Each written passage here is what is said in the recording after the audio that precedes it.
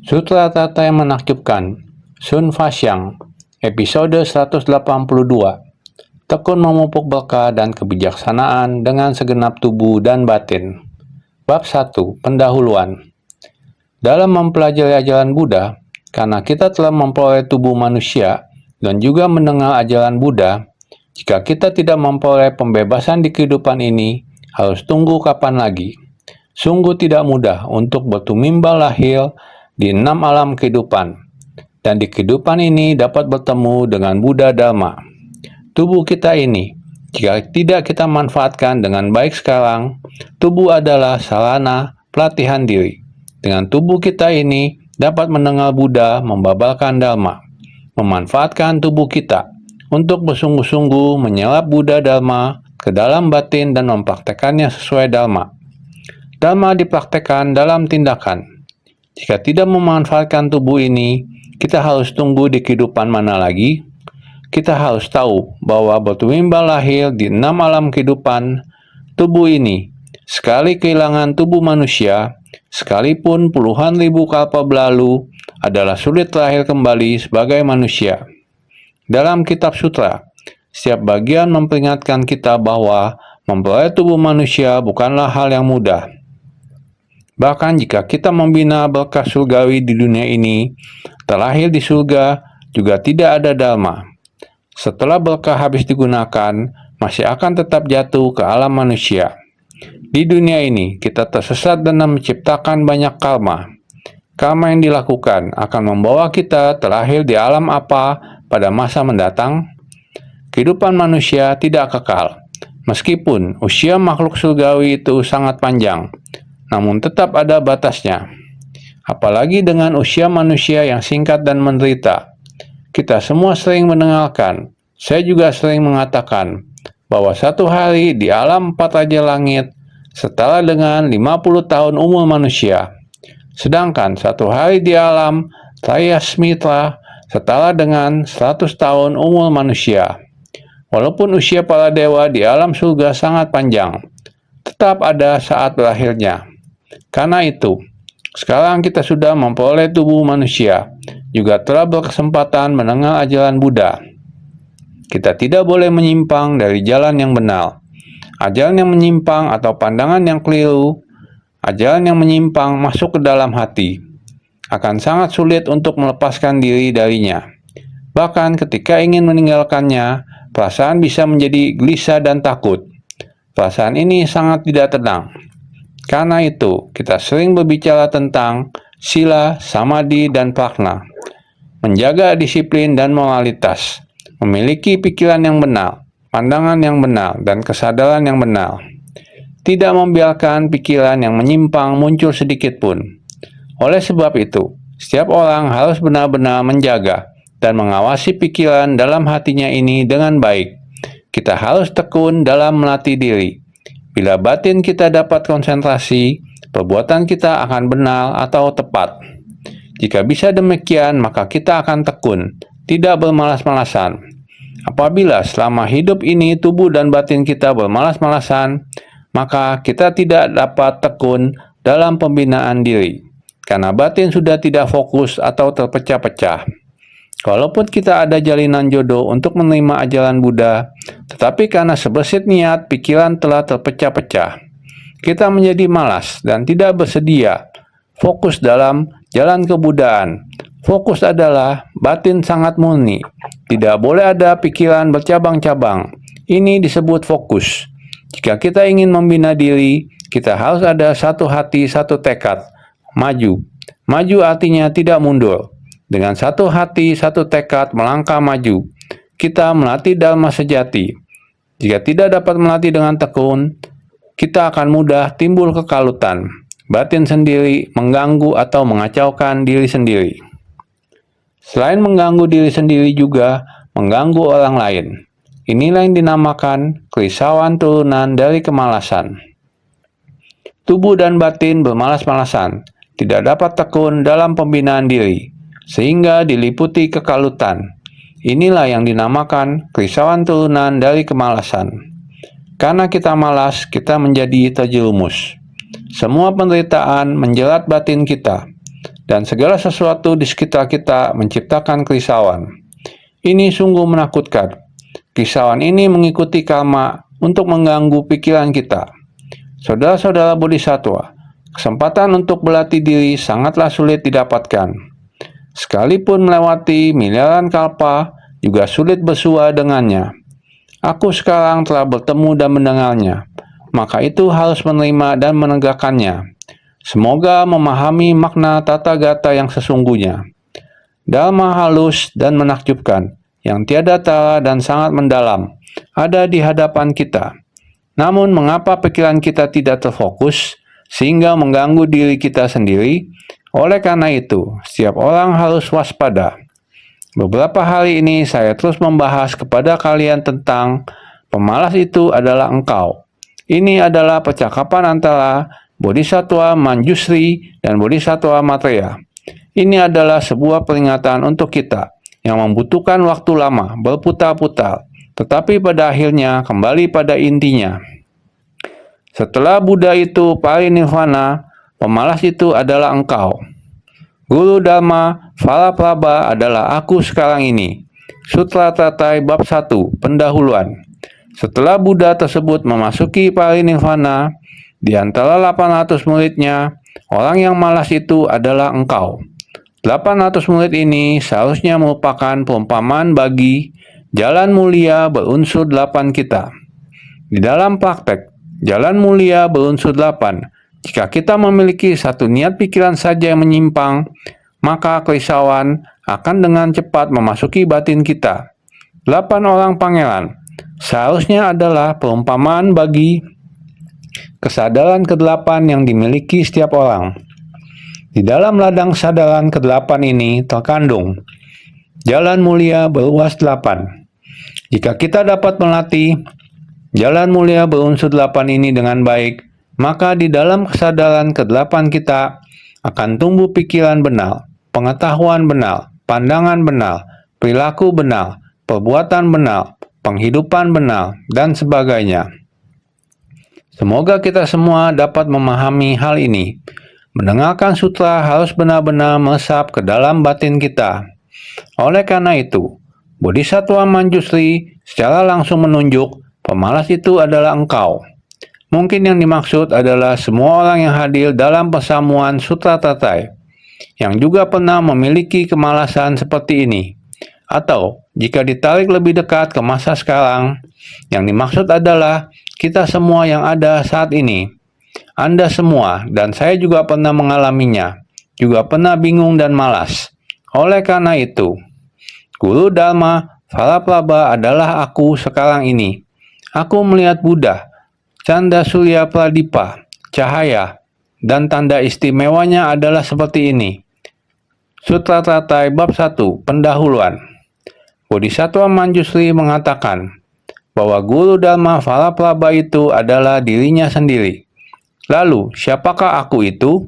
Kita juga harus memahami tentang hakikat diri dari 3 mestika.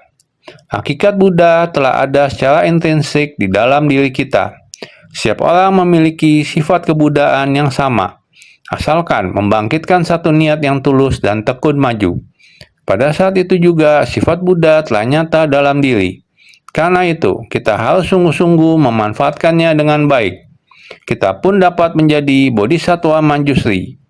Di dalam sifat Buddha, setiap orang sesungguhnya telah memiliki kebijaksanaan yang menuntun pada jalan Bodhisattva. Dharma pada dasarnya sesederhana itu. Maka, di dalam sutra diceritakan bahwa ketika Bodhisattva Manjusri kembali ke tempat Dharma Buddha Sakyamuni, beliau berkata, pada masa lampau aku pernah menyaksikan Buddha Canda Surya Pradipa. Saat itu beliau juga akan membabarkan Sutra Tatai. Di tempat itu, cahaya memancar dari tubuh Buddha, beserta tanda-tanda kemuliaan dan petanda baik yang muncul.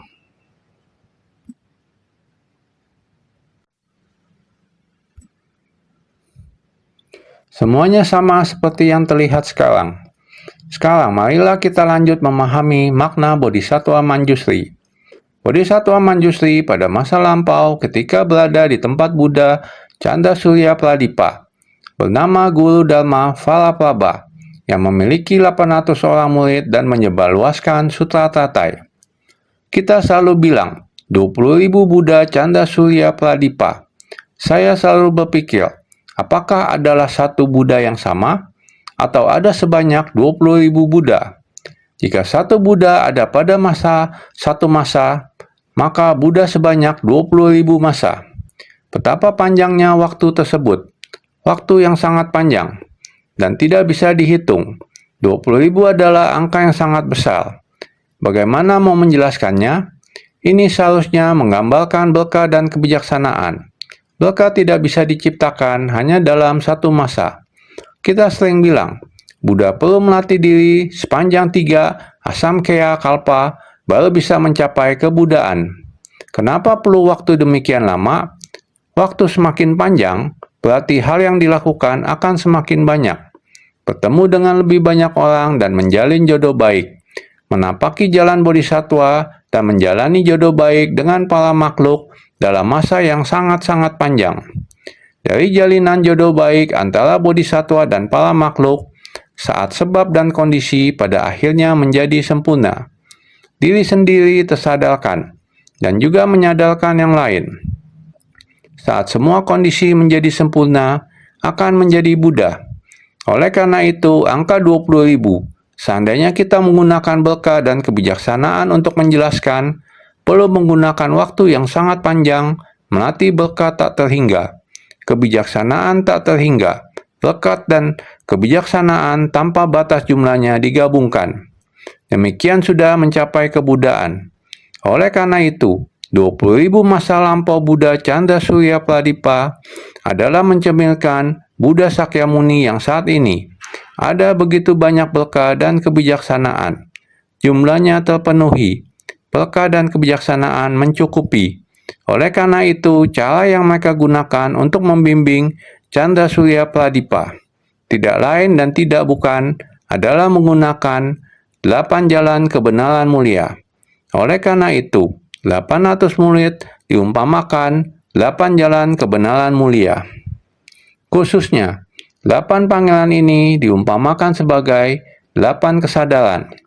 Oleh karena itu, kita semuanya, di masa waktu yang begitu panjang menjelaskan paragraf sutra ini, seandainya kalau bisa kita pikirkan, adalah sudah kembali ke sifat hakiki. Kembali adalah saat Buddha Sakyamuni mulai mau membabalkan Sutra Tatai. Kondisi ladang persamuan itu sudah bisa kembali lagi. Maka 800 orang murid menyebarluaskan Sutra Tatai. Sebanyak 20.000 Buddha Canda Surya Pradipa pada masa lampau, pada akhirnya juga membabalkan Sutra Tatai. Setelah 20.000 sosok Buddha Canda Surya Pradipa parinirvana, Bodhisattva Valaprabha melanjutkan pengajaran dan bimbingan terhadap 800 orang murid dan 8 orang panggilan juga dengan Sutra Tatai. Sutra Tatai yang menakjubkan ini mencerminkan semua Buddha memiliki ajaran yang sama. Maka Bodhisattva memupuk segala jasa kebajikan dan menjalankan ikrar sebagai Mahaguru Dharma. Bodhisattva, kita menyebutnya Bodhisattva Manjusri. Namun di sini kita menyebutnya Guru Dharma Valaprabha atau juga Bodhisattva Valaprabha. Sebenarnya, Bodhisattva memupuk segala keberkahan dan kebijaksanaan, yang terutama adalah mengajarkan dan membimbing para makhluk. Maka disebut sebagai Mahaguru Dharma. Mahaguru Dharma memupuk segala jasa kebajikan dan menjalankan ikrar. Jasa kebajikan harus terus dipupuk, tanpa berhenti memupuk. Dalam hal memupuk jasa kebajikan ini, sudah pasti harus mempraktekannya dengan tindakan nyata. Tanpa tindakan nyata, tak mungkin berhasil mencapai segala jasa kebajikan. Maka jasa kebajikan tercipta dari praktek nyata. Di samping itu harus rajin, tekun, bersemangat. Maka disebut memupuk jasa kebajikan dan menjalankan ikrar. Bodhisattva memupuk segala jasa kebajikan dan menjalankan ikrar sebagai Mahaguru Dharma yang mampu melindungi perbendaharaan Dharma dari Tathagata. Jasa kebajikan adalah kita sedang melatih diri. Menjalankan ikrar adalah membangkitkan niat untuk mewujudkannya. Berikrar harus diikuti dengan tindakan. Inilah yang disebut menjalankan ikrar. Dengan demikian, baru layak disebut sebagai Mahaguru Dharma, mampu melindungi perbendaharaan Dharma dari tata gata. Untuk menjadi seorang Mahaguru Dharma, yaitu harus mengerti cara melindungi perbendaharaan Dharma dari tata gata. Perbendaharaan Dharma dari tata gata adalah kebenaran sejati, tidak menyimpang dan tidak sesat. Sepenuhnya adalah Dharma yang sangat murni dan bersih. Oleh karena itu adalah perbendaharaan Dharma dari tata gata. Mampu membabarkan Dharma kepada pesamuhan, memungkinkan semua makhluk memperoleh kedamaian dan kebahagiaan besar. Bukan hanya mengetahui, tetapi mampu melindungi, dan juga mampu menerapkannya. Bagaimana menggunakan Dharma ini untuk mengajar sesuai dengan kapasitas, membimbing para makhluk yang berjodoh, agar mereka akan dapat menerima Dharma. Jika jalinan jodoh tidak cukup, Dharma juga tidak dapat diterapkan. Tadi mengatakan, 20.000 mewakili tekun, memupuk berkah dan kebijaksanaan. Dengan waktu yang sangat lama, tanpa henti mengakumulasi, tanpa henti menjalin jodoh dengan para makhluk. Ini juga harus memiliki jalinan jodoh dengan para makhluk, maka harus melindungi dalam jangka waktu yang panjang. Ini adalah kebijaksanaan, melindungi kebijaksanaan, memanfaatkan kebijaksanaan, bisa membabarkan kepada pesamuhan. Itu adalah berkah. Jadi, ada berkah untuk menjalin jodoh yang sangat baik dengan para makhluk. Para makhluk bisa menerima. Jadi, mampu membabarkan Dharma kepada pesamuhan, sehingga memungkinkan semua makhluk memperoleh kedamaian dan kebahagiaan besar. Jika bisa membuka kesempatan dan menerima pengajaran, dengan sendirinya hati tenang dan bahagia. Sering mengatakan, berkah adakah perasaan sukacita yang diperoleh dari bersumbangsi? Kebijaksanaan adalah perasaan nyaman yang diperoleh dari sifat berpengertian. Benar-benar bisa menerima Dharma ini, sangat rela bersumbangsi, setiap hari selalu bersuka cita, tiada kerisauan, tiada kemalasan. Kerisauan muncul dari kemalasan, masalah disertai oleh kemalasan, sehingga menyebabkan kemerosotan yang tiada henti. Jika bisa menerima Dharma, dengan sendirinya akan bersumbangsi seperti ini, mempraktekkan tekad agung, melakukan seperti ini, bersumbangsi seperti ini. Inilah bagaimana pikiran kita agar dapat memahami prinsip kebenaran dari Buddha, yaitu pikiran kita mesti fokus pada kebaikan. Dengan sendirinya pikiran fokus dan muncullah niat baik. Itu merupakan pengertian. Dapat memahami makna sesungguhnya dari Dharma menakjubkan dari Buddha. Aku sekarang telah bertemu dan mendengarnya, maka itu harus menerima dan menegakkannya. Semoga memahami mana tata gata yang sesungguhnya. Inilah berpengertian baik. Kita harus benar-benar menerima ajaran dari Buddha, benar-benar memfokuskan pikiran untuk memahami makna Buddha yang sesungguhnya. Dengan demikian, dapat memperoleh kedamaian dan kebahagiaan besar. Para bodhisattva, sebersih niat yang benar dapat membuat kita mencapai kebuddhaan. Sebersih niat juga sangat mudah masuk ke dalam jalan setan. Jadi, pelatihan diri kita, benar atau sesat, kita harus dengan bersungguh hati melindunginya dengan baik. Mampu melindungi perbendaharaan Dharma dari tata gata sangatlah penting. Mampu membabarkan Dharma kepada pesamuan. Benar-benar, pikiran kita harus benar, praktek benar. Apa yang kita rasakan terhadap Dharma, kita berbagi dengan semua orang. Dengan demikian, semua orang dapat memperoleh kedamaian dan kebahagiaan. Jadi, semuanya harus bersungguh hati, menerima dan menegakkan Dharma sejati yang halus dan menakjubkan ini. Semoga semuanya dapat lebih bersungguh hati.